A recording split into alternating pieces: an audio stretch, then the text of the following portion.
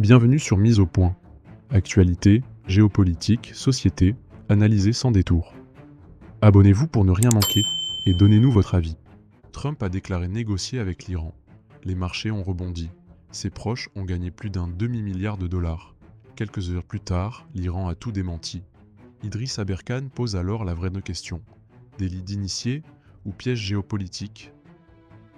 Bonsoir tout le monde, tellement de sujets à traiter et il se trouve que dans un peu moins d'une demi-heure, vous avez une prise de parole de Donald Trump. Alors, on va ouvrir là-dessus parce que il y avait un bain de sang annoncé sur les marchés financiers. Donald Trump a réussi à le retarder d'une journée. C'était assez marrant d'ailleurs parce que vous voyiez à l'époque plein de, vous savez, de salariés qui se prennent pour des traders et qui vous donnent des conseils en bourse, qui disaient mais non, pas du tout, c'est le moment de poser ses meilleures longues. Ça fait partie des conneries que j'ai vues sur X à ce moment-là. Alors qu'en fait, bon, tout le monde savait que l'ultimatum de Trump n'avait pas été suivi des faits, et à partir du moment où il n'avait pas été suivi des faits, eh ben, évidemment, les marchés allaient dévisser. Alors ça a commencé, puisque le soleil se lève encore à l'est, ça a commencé avec le Japon, la bourse de Tokyo a dévissé, ensuite vous avez eu la bourse de Séoul qui a dévissé. Alors la bourse de Séoul, ça a été très brutal, hein. Vous avez eu moins 5% sur l'indice consolidé, parce que Séoul a carrément annoncé des restrictions sur les carburants. En fait, ils ont dit, ça y est, il va y avoir du rationnement. Quand vous annoncez du rationnement sur le pétrole pour la Corée du Sud, c'est la première fois que la Corée du Sud est plus rationnée que la Corée du Nord depuis la guerre. Je ne sais pas si vous vous rendez compte. La Corée du Nord n'a évidemment pas annoncé de rationnement sur son pétrole. Bon, non pas que c'est parce qu'elle a une économie fantastique, hein, c'est juste que d'une part, elle est encore connectée au pétrole russe, et d'autre part, elle n'a pas une économie qui nécessite énormément de pétrole.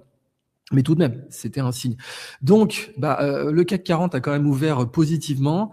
Et après, vous avez Trump qui a dit « Non, mais c'est bon, j'ai commencé des négociations avec l'Iran. » Alors là, il y a 2-3 journalistes qui ont commencé à faire leur travail, qui ont dit « Mais à qui vous avez parlé exactement? Nous, on aimerait savoir, c'est notre boulot de journaliste.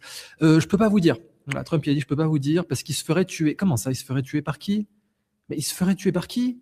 Par vous qui négociez? Non, par qui? Par Israël alors? Ah bon? Mais je croyais que c'était vous le patron.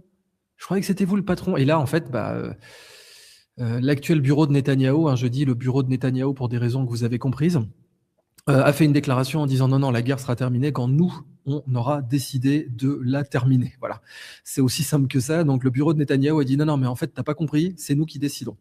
Donc ça signifie que Trump, pour faire léviter Wall Street, léviter c'est le terme que j'emprunte à l'excellent Pierre Jovanovic, hein, d'une part, a demandé à Powell de faire tourner la planche à billets, pas de surprise, hein. Pendant ce temps-là, le budget américain, c'est à peu près 47 000 milliards de dollars de liabilities, de passifs, et même pas 6 ou 7 000 milliards d'actifs. Donc bon, très bien. Ça, si vous êtes une entreprise, ça s'appelle la faillite, ça s'appelle la banqueroute. Et Trump, donc, non seulement il a fait cette fausse déclaration, c'était un mensonge, hein, déclaré qu'il était en négociation avec l'Iran, alors que bon, les buts de guerre de l'Iran, on les connaît, hein, maintenant, c'est l'élimination du CENTCOM dans la zone, hein, ils veulent une élimination de la présence américaine au Moyen-Orient. C'est pas gagné, mais en tout cas, c'est ça leur but de guerre, ils vont pas faire la guerre pour rien. Autrement, ils veulent à minima des réparations pour une guerre qu'ils n'ont pas commencée, il faut bien le reconnaître, ce ne sont pas eux qui l'ont commencé. D'ailleurs, même le New York Times aujourd'hui a reconnu qu'il existait des éléments du Mossad dans les fameuses émeutes. Alors oui, hein, les mollahs, les ayatollahs, c'est pas des mecs bien, il n'y a pas de problème. Enfin, sauf que la dernière fois qu'on m'a vendu un changement de régime, j'aimerais rappeler que on a eu 20 ans d'occupation de l'Afghanistan pour remplacer les talibans par les talibans, qu'ensuite on a eu 20 ans d'occupation de l'Irak pour au final faire plus de 3 millions de morts, 2 millions de déplacés et 500 000 enfants tués avec l'embargo, et que la dernière fois qu'on m'a vendu un changement de régime en Libye, on s'est retrouvé avec un marché aux esclaves à Benghazi. Pareil, hein, Kadhafi, il était loin d'être parfait, hein, c'est pas quelqu'un que j'admirais particulièrement. Enfin, n'empêche, voilà, il n'y avait pas de marché aux esclaves quand il était là. Ça, c'est quelque chose qu'on peut considérer comme acquis. Et puis, on nous a vendu aussi, tiens, un changement de régime en Syrie, c'était bien un changement de régime en Syrie. Ah oui, mais finalement, on a un égorgeur en série qui en fait massacre les chrétiens. Ah, c'est ballot, hein. Bon, Bachar al-Assad, il avait plein de défauts, mais il massacrait pas les chrétiens. Bon, donc la prochaine fois qu'on vous voit un changement de régime, soyez un petit peu quand même, voilà, circonspect. Dites oui, très bien, on a passé 20 ans en Afghanistan pour remplacer les talibans par les talibans. Au passage, hein, Afghanistan plus Irak, c'est 3 000 milliards de dollars. Hein. Donc bon, voilà. Moi, maintenant, quand on me vend des changements de régime en me disant machin, il est méchant, je m'arrête pas à ça. Voilà, je m'arrête clairement pas à ça. Et puis bon, on est quand même sur une guerre qui a littéralement commencé par le déchiquetage de 180 fillettes. Hein. Bon, accessoirement, 180 fillettes déchiquetées par une double frappe de Tomahawk, c'est-à-dire il y en a eu une première et ensuite vous en avez eu une deuxième qui était sur les équipes de secours. Donc, les gens qui sont venus, voilà, ils se sont pris un deuxième Tomahawk dans la tronche. Et là, on vous a dit que c'était une erreur. Oui, très bien. Alors moi, je veux bien que les erreurs statistiques existent. Le problème, c'est que là, elle arrive dès les premiers tirs de missiles. C'est quand même pas de bol. Si on n'est pas sur un échantillon d'un millier de tirs. Par contre, les Iraniens, avec un millier de tirs, ils n'ont pas tapé une seule école en Israël. C'est comme quoi, quand on veut, on peut. Bon. Donc, ça aussi d'ailleurs, hein, c'est sur des sujets, quand on me dit que les patriotes sont en contrôle, j'aimerais qu'on m'explique si les patriotes sont vraiment en contrôle, s'ils ont du coup décidé délibérément d'aller déchiqueter 180 fillettes. Ça, c'est quelque chose dont j'aimerais bien avoir une explication, et un de ces quatre, on fera un débat là-dessus, parce que ça commence à bien faire. Quoi qu'il en soit, voilà la situation. Donc lundi, Donald Trump annonce, alors énorme délit initié, hein, ça va de soi. Son clan, qu'on a vu, hein, des gens qui ont placé des positions juste avant, bien sûr, que Trump ne fasse sa déclaration. Des gens ont placé des positions avec effet de levier et ont gagné plus d'un demi-milliard de dollars parce qu'ils savaient que Trump allait annoncer mensongèrement qu'il était en négociation avec l'Iran pour mettre fin à cette guerre. Vous ajoutez à ça qu'il y a eu pareil sur le short pour le pétrole, parce qu'évidemment, dès qu'on dit qu'on va négocier avec l'Iran, ça fait baisser les prix du pétrole. Donc là aussi, des gens se sont positionnés pour des shorts sur le pétrole.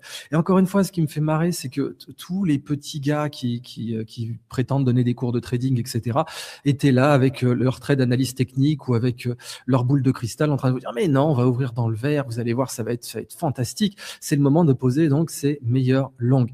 Bah oui, Trump a réussi à faire léviter le marché, c'est-à-dire que le sort qui a été réservé aux bourses de Tokyo et de Séoul n'a pas eu lieu dans la journée, n'a pas été réservé dans la journée au Nasdaq et au Standard & Poor's 500. Enfin, n'empêche qu'au bout d'un moment, je sais pas, quand vous avez une maison qui va s'effondrer, oui, vous pouvez vous mettre le dos au mur comme ça pour tenir le mur avant que ça s'effondre. Mais le diagnostic, c'est que la maison s'effondre. Même si vous avez un type qui est en train de tenir, de mettre son dos contre le mur pour pas que le mur s'effondre dans l'heure. Bon, il s'effondrera 1 heure plus tard. Voilà ce qui s'est passé. C'est tragique, mais c'est comme ça. Alors, dans cette émission, bien sûr, d'une part, je vais vous demander au clavardier, puisqu'on est en direct. Alors, vous comprenez, hein, je fais beaucoup de directs sur l'Iran parce que l'information va très vite. Et donc, j'ai pas fait de vidéo montée depuis longtemps. Alors, évidemment, pour les youtubeurs classiques, la plupart des youtubeurs classiques font pas de stream, font pas de direct. Donc, ça se voit sur le board de leur vidéo montée.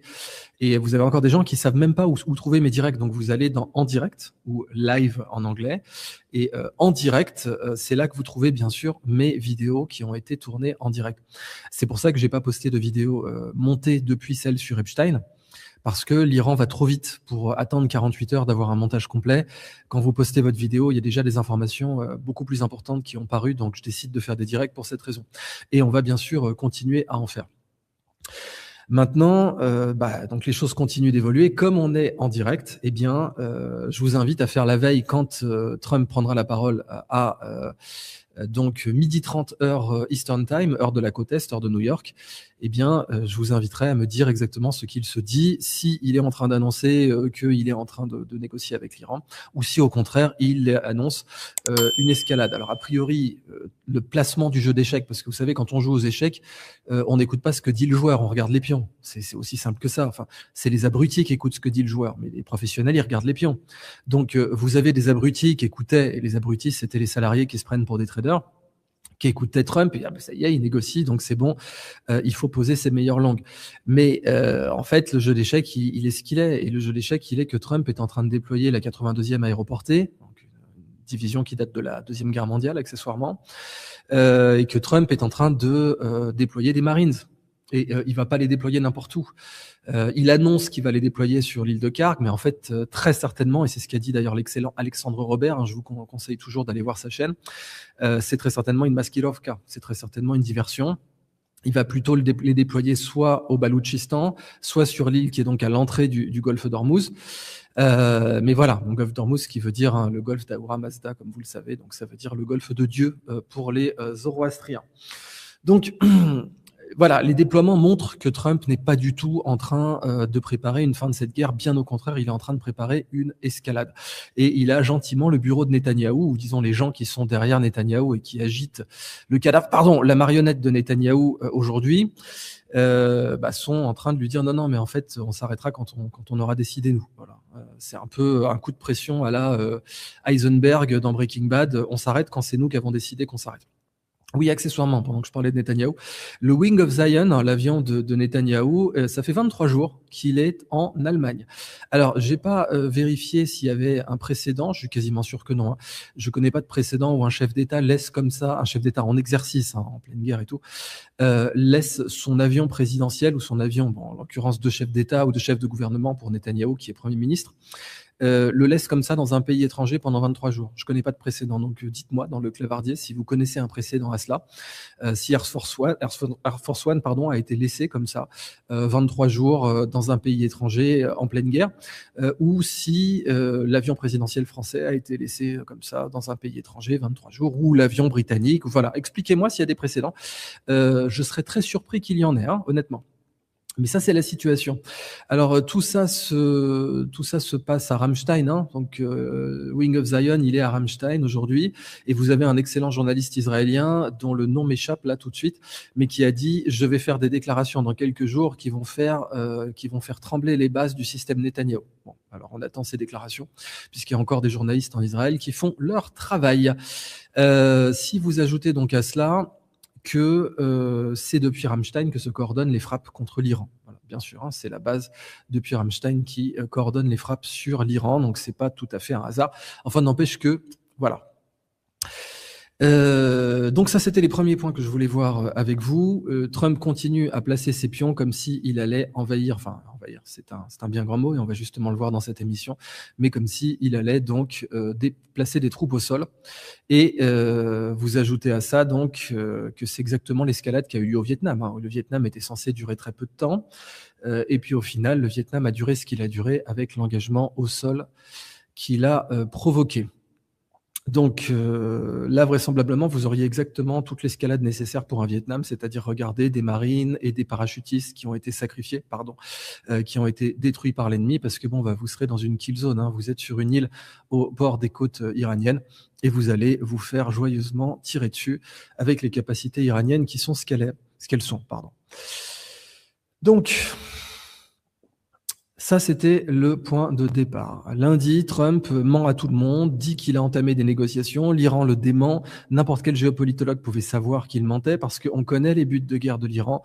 Et en fait, l'Iran, aujourd'hui, pour gagner cette guerre, il leur suffit de ne pas la perdre. C'est un peu ça la différence avec les États-Unis. C'est exactement comme le Vietnam. Je vous rappelle ce qui avait été dit au général, je crois que c'était Westmoreland à l'époque par le Viet Cong, par le FLNC, le Front de Libération Nationale vietnamien, le FLNV. Qui était donc, Westmoreland leur avait dit, mais vous savez, vous ne nous avez jamais battus sur le terrain, ce qui était vrai.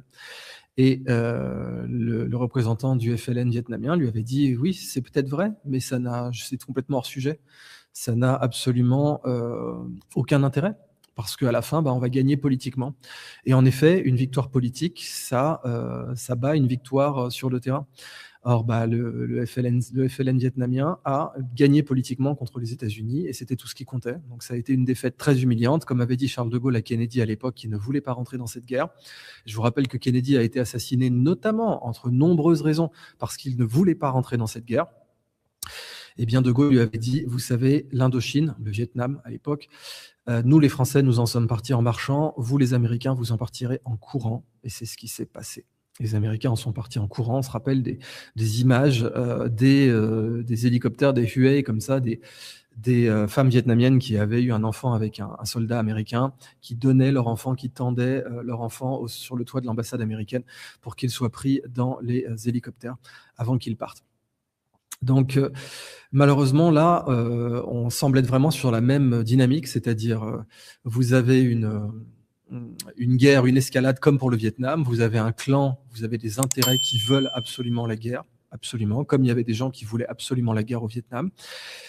Kennedy a été assassiné notamment parce qu'il ne voulait pas cette guerre. Il y avait plein d'autres raisons, notamment le programme nucléaire israélien, absolument, mais ça, c'était un des enjeux les plus importants. Et au final, Trump a eu des tentatives d'assassinat. Il avait fait toute sa campagne en disant qu'il ne ferait jamais la guerre en Iran. Là, pareil, si les patriotes sont en contrôle, il faudra m'expliquer, donc bien sûr, pourquoi Ken démissionne. Oui, mais Ken, il démissionne parce que c'est une fausse bataille. très bien, mais il y a aussi J.D. Vance. Alors pourquoi J.D. Vance, il fait pas une fausse bataille aussi? Pourquoi J.D. Vance, qui était complètement contre cette guerre? Et ça se comprend, parce que J.D. Vance, en fait, c'est un vrai militaire. Lui, il a fait la guerre en Irak, donc la totalité de sa plateforme, c'était plus jamais ça. La totalité de la plateforme électorale de J.D. Vance, comme colistier de Trump, c'était « J'ai vu ce qu'était la guerre en Irak, et je n'ai pas envie de faire la guerre en Iran ». Ça, c'était... Oui, merci de poser la question Rammstein ou Rammstein. Oui, très bonne question, merci, il y a des gens qui suivent. D'ailleurs, en parlant de quoi, vous avez le Daily Telegraph qui a fait un article qui disait les chrétiens et le Hezbollah s'allient contre l'empire Epstein au Liban. Magnifique. Bon, évidemment, ils ont supprimé l'article, ils ont reçu un coup de fil, il a dit non, c'est pas possible d'appeler ça l'empire Epstein. Voilà. Non, mais c'était vraiment le FLN vietnamien au passage. Pour les gens qui découvrent, le Viet Cong, c'est une insulte. Le vrai nom, c'est le Front de Libération Nationale, bien sûr. Viet Cong, c'est pas comme ça que les Vietnamiens s'appelaient. Ils s'appelaient le FLN vietnamien. Enfin, FLN tout court pour les Vietnamiens, parce qu'il n'y a évidemment pas d'autre FLN pour les Vietnamiens. Donc, bon, aujourd'hui, on voit que l'État profond a bien collé la pression à Trump.